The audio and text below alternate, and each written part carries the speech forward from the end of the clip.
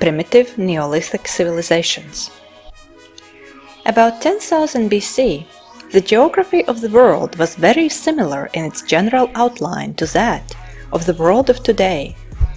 It is probable that by that time the Great Barrier across the Straits of Gibraltar, that had hitherto banked back the ocean waters from the Mediterranean valley, had been eaten through, and that the Mediterranean was a sea, following much the same coastlines as it does now.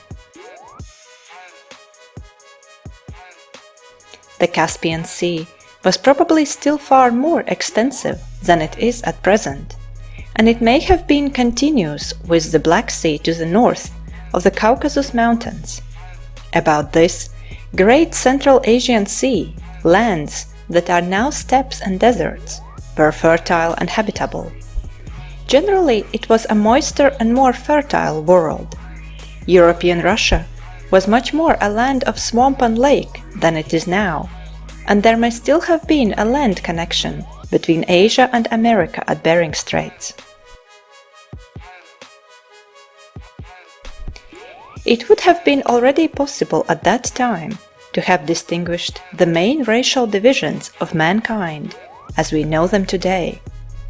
Across the warm-temperate regions of this rather warmer and better wooded world, and along the coast, stretched the brownish peoples of the Heliolithic culture, the ancestors of the bulk of the living inhabitants of the Mediterranean world, of the Berbers, the Egyptians, and of much of the population of South and Eastern Asia.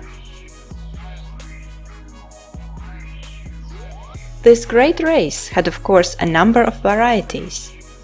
The Iberian or Mediterranean or dark white race of the Atlantic and Mediterranean coast, the Hamitic peoples, which include the Berbers and Egyptians, the Dravidians, the darker people of India, and multitude of East Indian people, many Polynesian races and the Maoris, are all divisions of various value of this great main mass of humanity.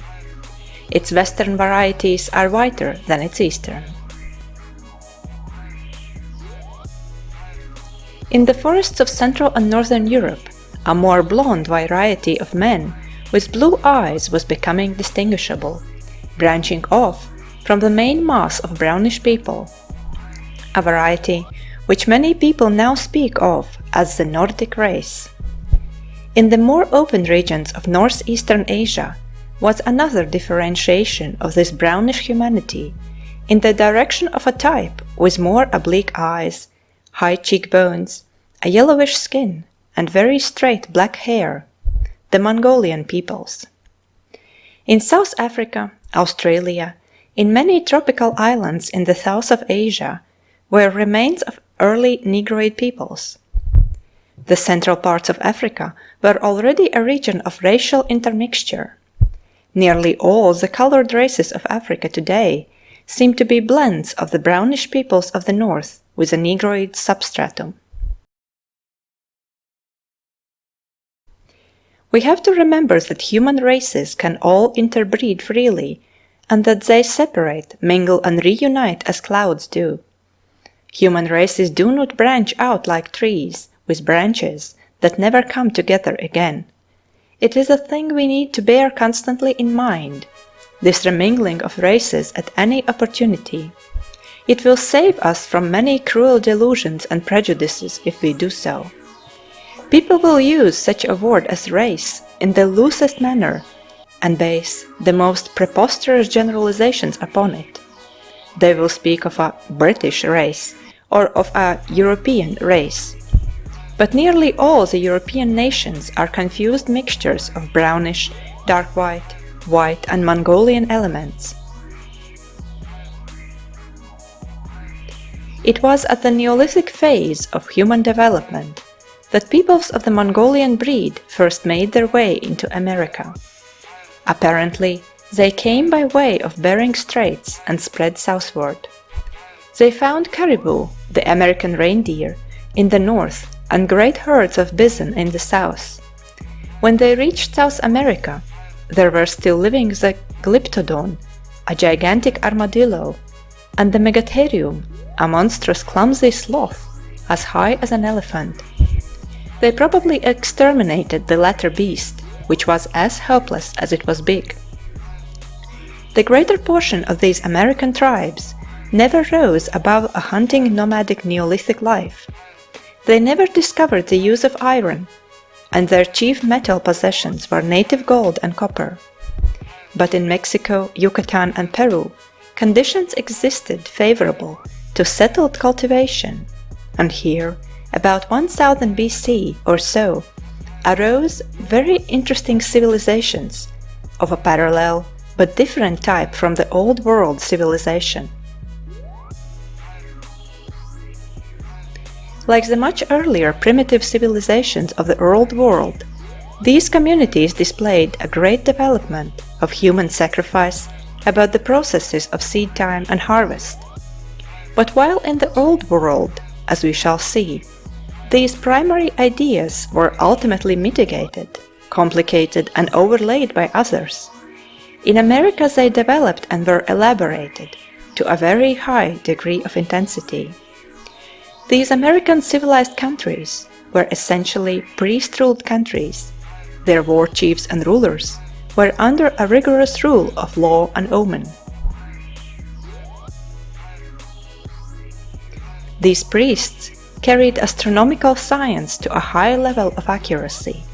They knew their year better than the Babylonians, of whom we shall presently tell. In Yucatan, they had a kind of writing, the Maya writing, of the most curious and elaborate character. So far as we have been able to decipher it, it was used mainly for keeping the exact and complicated calendars upon which the priests expended their intelligence. The art of the Maya civilization came to a climax about 700 or 800 AD. The sculptured work of these peoples amazes the modern observer by its great plastic power and its frequent beauty, and perplexes him by a grotesqueness and by a sort of insane conventionality and intricacy outside the circle of his ideas. There is nothing quite like it in the Old World. The nearest approach, and that is a remote one, is found in archaic Indian carvings. Everywhere there are woven feathers and serpents twine in and out. Many Maya inscriptions resemble a certain sort of elaborate drawing made by lunatics in European asylums, more than any other Old World work.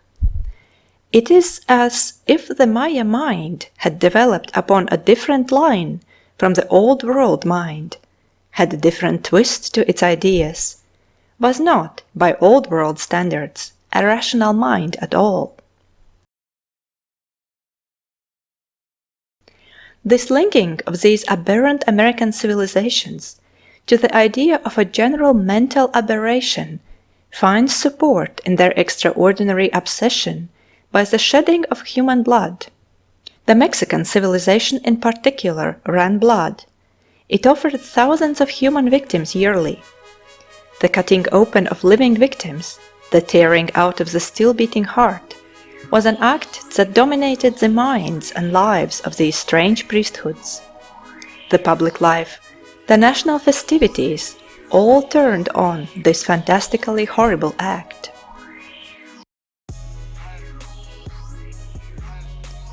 The ordinary existence of the common people in these communities was very like the ordinary existence of any other barbaric peasantry. Their pottery, weaving, and dyeing was very good.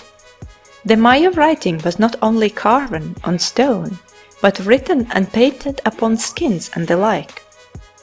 The European and American museums contain many enigmatical Maya manuscripts, of which at present little has been deciphered except the dates. In Peru there were beginnings of a similar writing, but they were superseded by a method of keeping records by knotting cords. A similar method of mnemonics was in use in China thousands of years ago.